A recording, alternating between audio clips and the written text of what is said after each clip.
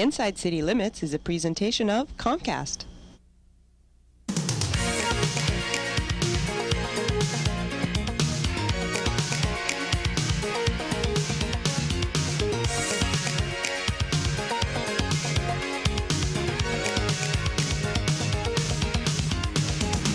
Welcome to Inside City Limits, the show that brings you the best in San Francisco's arts and entertainment. I'm Diane de Castro. On tonight's show, we're going to get a taste of Broadway right here in San Francisco. We're going to head over to the Hotel Monaco and catch up with some of the stars from Chicago.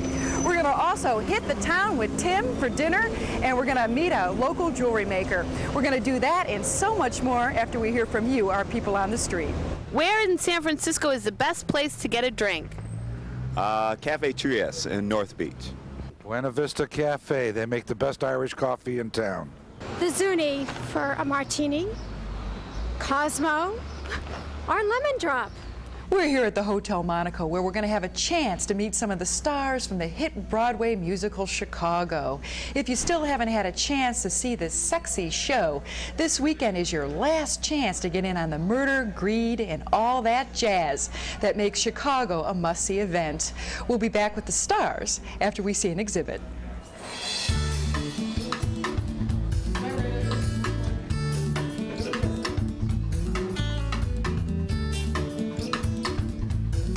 Creativity Explored is an art center for adults with developmental disabilities, and they do art here, so paint, sculpt, play with images. Fire and Wired is just a name we came up with, but it basically describes two types of activities we have in the center. One is ceramics, which accounts for the fire, and the other one, which is a novelty for us, we've been working with computers for the last 6 months, setting up a little program with Photoshop. And we've had some of our clients get really interested in that, and so it's quite exciting. In a way, it's funny because ceramics, we've always been doing ceramics here for many years. It's a really old technique, and computers is like that. You know, it's like, for a lot of people here, it's actually working on computers not just because of the results, but it's also because it's the kind of tool that they see all over the place on TVs everywhere else. They never got a chance to actually deal with that tool, and this is the first time they actually control it. Fired and Wired is special for us in the sense that it's taking us in a whole different dimension of work. People here for the last 6 months have been working on a computer, either with Photoshop, straight drawings. We're using this little drawing pad, the Wacom tablet, which is pretty high tech. You know, they're drawing on the pad and they see the image on the screen. So that already is something, the dissociation for them to be able to cope with the fact that they're drawing someplace and they see it somewhere else is a really interesting thing. And then there's animation. We've also been doing all this animation, and that too, for people here to be able to explore the idea of creating a character and having the character move, going somewhere, it's exciting. I think people should come and see Fired and Wired because it's a lot of fun. I mean, we've got incredibly fun images, crazy images, very revealing images, and we get all excited about it, and I think people will get very excited about seeing that particular show. It's a way of trying to bring everything together, you know, it's like it's all part of one thing, whether you're like modeling, using your hands and playing with shapes, or actually working with this computer, this magical tool.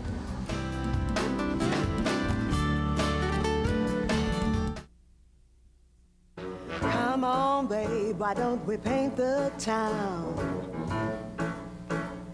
And all that jazz, I'm gonna rouge my knees and roll my stockings down.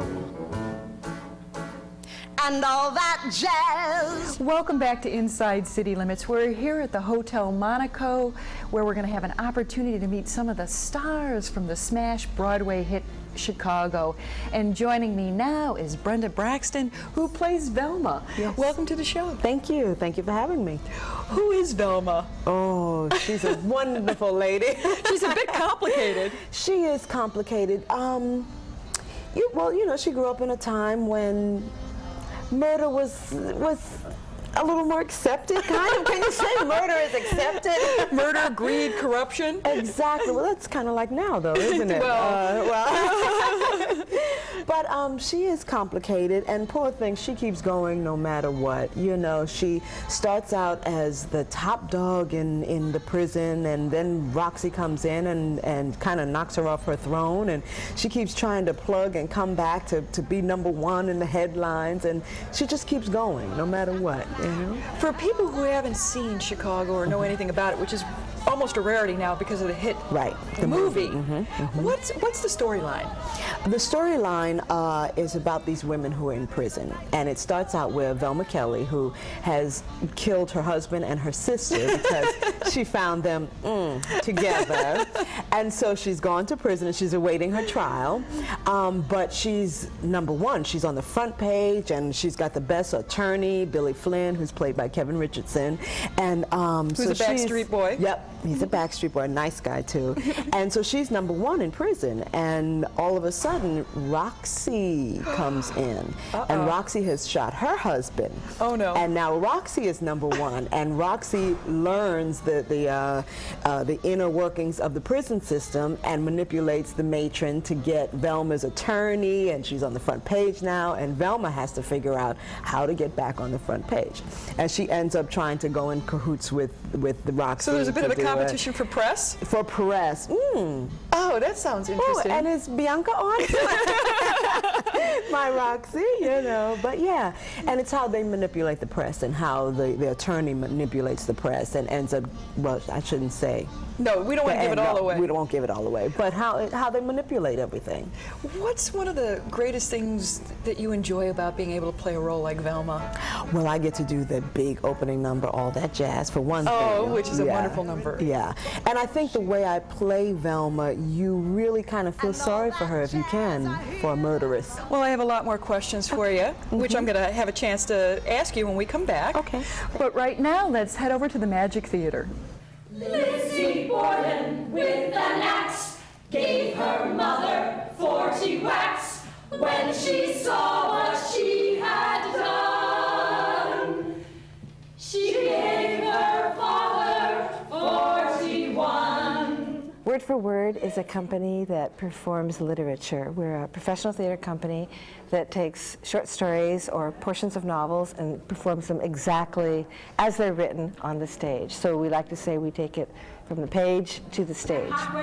This show that we're doing this summer is our 10th anniversary, so we're really very excited about that. We're performing Angela Carter's short story, The Fall River Axe Murders. And this is, Angela Carter is a writer who wrote sort of very feminist, kind of eroticized looks at fairy tales and folk tales or legends, and she's taken our American folk heroine, Lizzie Borden, or the legend of Lizzie Borden, and she's written a short story called The Fall River Axe Murders. And I think what's really fantastic about this story is we never see Lizzie do the deed, but Carter just brings us up to the moment just before the clock strikes the morning, August 4th, that it's all going to happen. But what I think she does so well is, Angela Carter, is to show us Lizzie Borden's life, what it was like to be a woman in this particular time, 1892, and all the pressures that are kind of coming in on Lizzie. I think it's a real fascinating sort of detective psychological look. Emma is well into her 40s. Lizzie in her 30s. But they did not marry, and so live in their father's house, where they remain in a fictive, protracted childhood. There are so many reasons people should come to this performance. First of all, there's the question, did Lizzie do it or didn't she do it? There's the Fall River Axe Murders, of course. We want to know about that. But also, I think it's fantastic to see a bunch of women on stage together performing. I mean, we have men in the show too, of course, but you know, I think, and this is an especially challenging piece of writing. It doesn't go in a straight line from point A to point B, but she takes us on all these fascinating, circuitous paths. So to see how that is realized on the stage, I think is very exciting. And then, of course, it's our 10th anniversary, so please, yeah, come see us. If Mother had lived, everything would have been different. Brenda, what's it like working in a show like Chicago and being on the road? Oh, It's hard. It's hard. You know, funny, I had an interview today, and he asked what's the difference in being on the road in your 20s and being on the road in your 40s. And your priorities change. You know, when you're 20 years old, it's like, oh, I'm going to all these cities and blah, blah. And when you're in your 40s, it's like, okay, I need to pay my mortgage. I need to, you know, and it's hard traveling on your day off because we only get one day off. And usually we travel on that day, that Monday, and we open Tuesday in another city. And a lot of times we're just in the city for a week. And it can be grueling, but it can be fun. Like San Francisco is one of the best cities. Well, thank you for saying that. Yes, yes. Well, Brenda, thanks so much for taking the time out of your busy schedule, tap dancing and singing across the stage. Well, actually, I don't tap dance. I refuse to tap dance. You did. Right.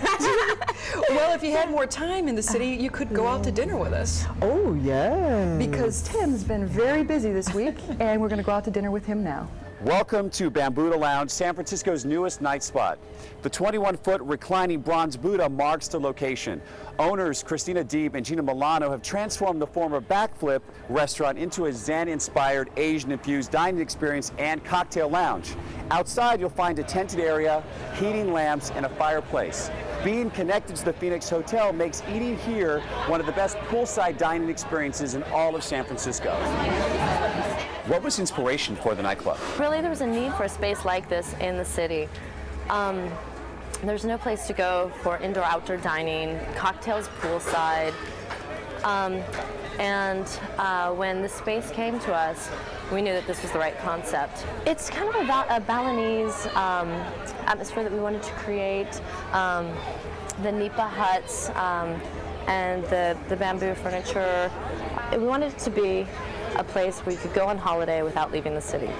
This drink is great. Tell me a little about what I'm drinking here. The Guavapolitan, fresh guava nectar. It's like a Cosmo with guava juice. It's a tropical delight. Are they addicting? Yes, they are. You can knock them back quite easily. So I understand this is your first time as a chef. Tell me a little about your history before you came to Bambudda. Well, before this, I was a sous chef at Bielmet, where I really learned a lot about traditional Asian food. And before that, I was a sous chef in Maui doing fusion. So I kind of learned in reverse, got the fusion thing down, then came to Bielmet and learned the traditional way to do things. And now I'm more into the traditional way than I am the fusion. Now this is described as a Southeast Asian restaurant with that's influenced by Burmese, by Vietnamese, by Chinese, and some French influence. Describe that for me. Well, Southeast Asia has been a bit of a melting pot, and now being in the millennium, there's a lot of American Western influences on Asian food, but we try to keep it as traditional as it possibly can. But there is a little bit of French technique involved. What does that look like in terms of like an appetizer, for example? We do a 5-spice duck with a coconut crepe. And it's got a lime hoisin sauce, and that's a pretty classic style of Chinese being influenced with Vietnam. There's a lot of the Chinese flavors in there with the 5-spice.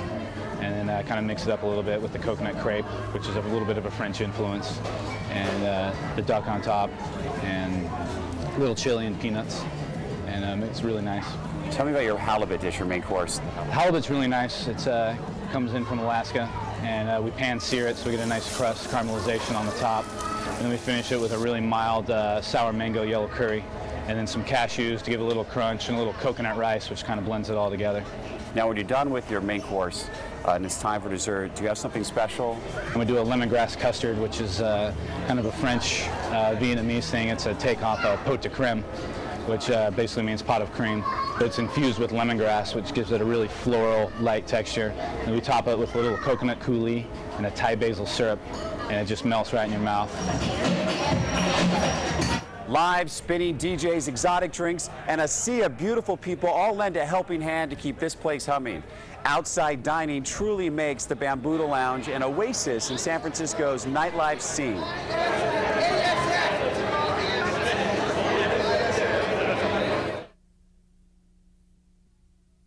Think of those autographs I'll sign. Good luck to ya, Roxy. And I'll appear in lavalier that goes all the way down to my waist. Welcome back to Inside City Limits. We're here at the Hotel Monaco meeting some of the stars from the hit Broadway musical Chicago. And now joining me to the show is Bianca Marroquin, who plays Roxy Hart. Yes. I can't believe it. I'm sitting down with Roxy Hart. Hi, Diane. Hi, nice to meet you. Nice to meet you.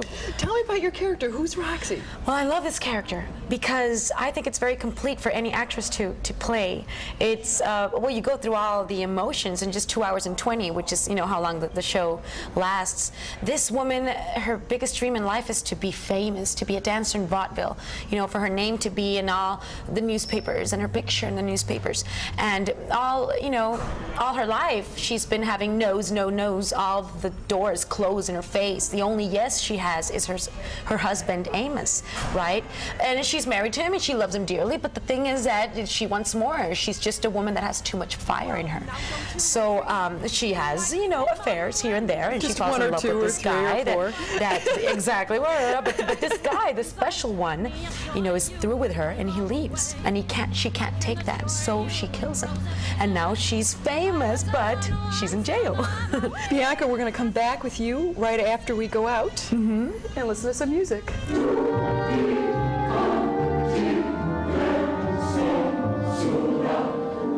It's sort of an interesting way how it came about. It actually started at San Francisco State 10 years ago by the original founder. It was part of an extension of the university. He decided to take it off campus. It became a fully auditioned chorus, board, and what ended up happening is they started to perform concerts. Friends would come, family would come. The organization got bigger and bigger. The board got stronger and stronger and went with bigger ideas, of course, and started hiring more professional orchestras and soloists and taking the organization into bigger performance spaces. It's made its reputation, if you will, on doing the master works, the Beethovens, the Brahms, the Verdis. So we've grown dramatically, and it's really only a small organization in its 10th year.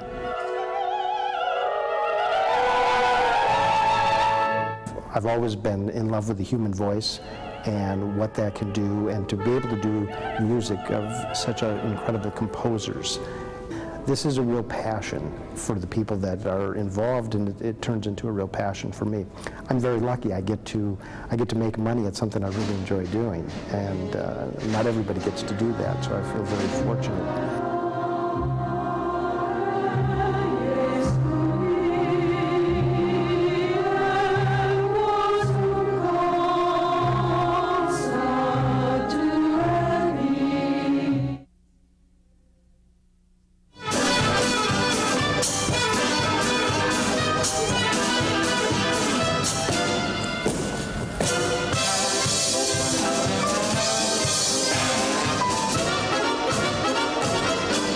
Welcome back to Inside City Limits. We're here at the Hotel Monaco with Bianca, who plays Roxy Hart in the hit musical Chicago. What's it like being the first Mexican woman on Broadway? Oh, well, it's just a big responsibility. I didn't know myself. I was doing this show in Mexico City last year for 10 months and a half in Spanish, and then the producers, the creative team, were the ones who invited me to do a month last year on Broadway. They wanted to try my talent out with the, you know, with the dual languages. Audiences. And then, yes. So my producer called me, you know, in Mexico to his office, and he said, "Here's a script in English. You have 2 weeks to learn it." Oh my! So I would study the script in, you know, the script in English during the day and do the show in Spanish at night. And then, well, I went to Broadway, and then I started seeing the press coming out, you know, back home, and that's when I, you know, discovered, oh my God. 40 years ago, a man named Manolo Fabregas did The King and I, but since then, nothing of the sort, you know, had happened. So I'm the first woman, Mexican woman. There's been many Latins, like Puerto Ricans, but supposedly I'm the first Mexican woman to arrive to Broadway with a leading role. Congratulations! So, thank you. So it was just not only, you know, like a personal triumph, but you know, a triumph for my country and you know, for the whole Latin blood. That's really wonderful. Yes, thank you. How do you think the success of the movie version of Chicago has affected audience turnout? Oh my God, it's been wonderful. I think you can see, the box office in Broadway, it just blew up, and all the cities we're going to on the tour, everybody's just waiting for it. There's a lot of people that've seen the movie and have never seen the show, come see the show, and they love the show. Let's leave our viewers with the idea, is this a musical that anyone can come and see and enjoy? Oh yes, I've heard so many times. You know what? I hate musicals. I've never gone to musicals, but my wife brought me, or but my son brought me, or but my girlfriend brought me, and I just love this one. I've been hearing that for a long time. It's just a musical that, in whatever period of time or whatever country, people can relate to it. It's just stories that happen all the time. It's so, Well, I could talk to you for days and days and days, but unfortunately we're out of time. Oh, I wish we had more. Well, we do have more. But Let's do it we some other have to time. go right now and see a local jewelry maker.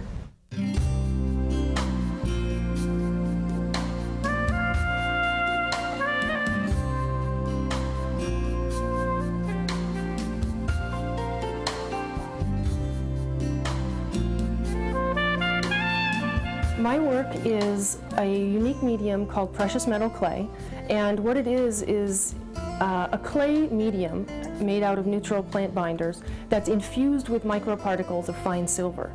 And I sculpt it like clay and fire it in a kiln for 2 to 3 hours at 1650 degrees, and the binder burns away. The molecules of metal inside the clay become cohesive, and when you cool it down and take out the piece, it's actually solid, pure metal when you take it out.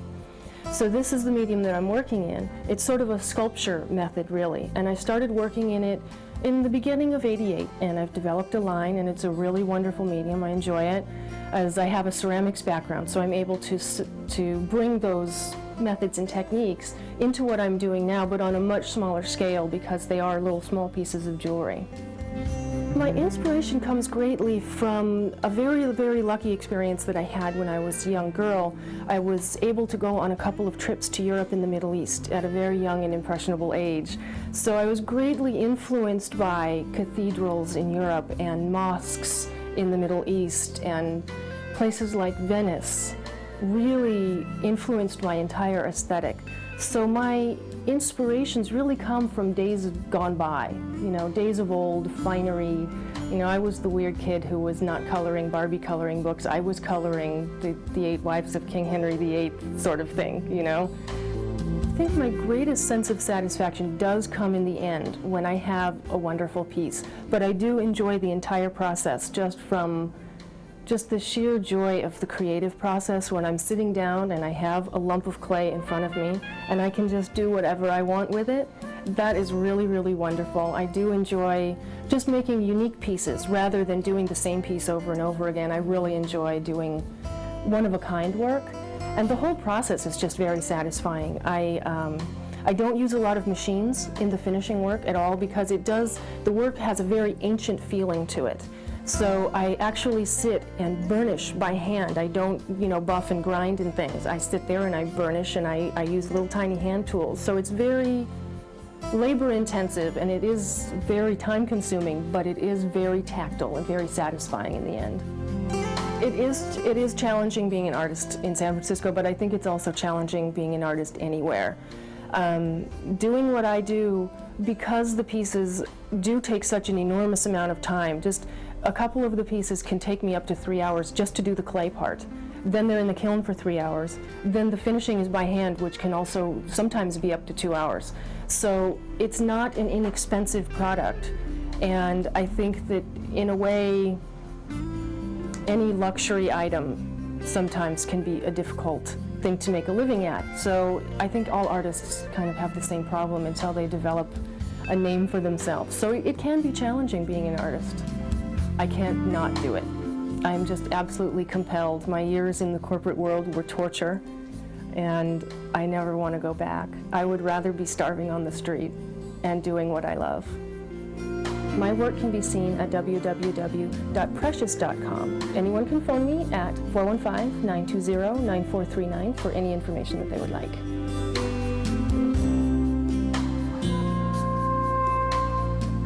Well, that's our show. If you still haven't seen the hit Broadway musical Chicago, this weekend is your last chance. I've seen it 3 times and I highly recommend it. So log on to Ticketmaster.com for tickets. If you have any questions or comments about this week's show, you can email us at InsideCityLimits@Comcast.net. I'm Diane de Castro. Until next week, keep enjoying the sights and sounds inside City Limits. Bye-bye, Mama. Mama. Mama. Mama. Get out of our way, folks, and give us some room. Watch how we bubble and blossom and bloom. Life was a prison, but we got the key. Me and my baby, my dear little baby, my cute little baby, my sweet little baby. No, I'm no one's wife, but oh, I love my life and all